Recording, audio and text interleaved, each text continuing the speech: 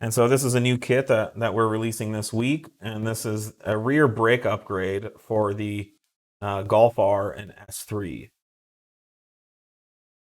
And TTRS, RS3, and GTI with the performance pack.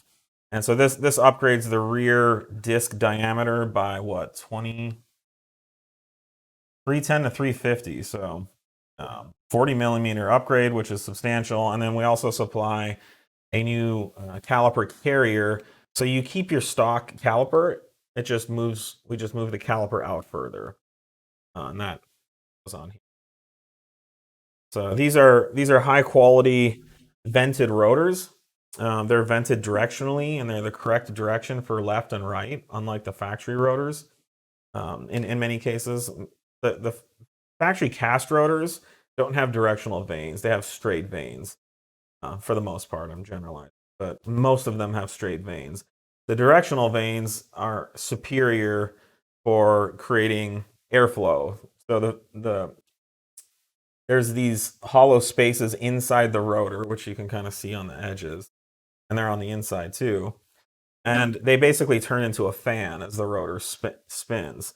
And so the rotor pulls cool air from the inside and throws it to the outside. What happens is as the air flows through the inside of the rotor, heat is transferred through conduction and through radiance means, and that heat escapes out of the rotor. And this is critical for controlling rotor temps. Without these kind of vents, heat just gets trapped inside the rotor and it has nowhere to go. So think of these as essentially heat sinks that pump their own air. And because the rotor is spinning, you can actually do that. So one issue with the DAZA and the DAZA platforms like the 8S TTRS and the 8V.5 RS3 is they have the same rotor left and right. It actually goes all the way back through the 8J. Yeah, and the 8J. Basically all the RS cars. And RS6 before that, going back to the C5 RS6, R8s have the same issue.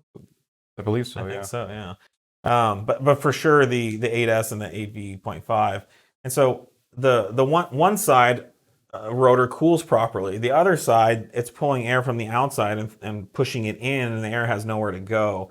And so you always see overheating of, I believe it's the passenger right side rotor. So our rotor kits, fix that issue, create the proper airflow from left and right, and then we have these upgrade rear kits too. We have upgraded rear rotors coming for the RS3, and we are working on TTRS rotors as well. So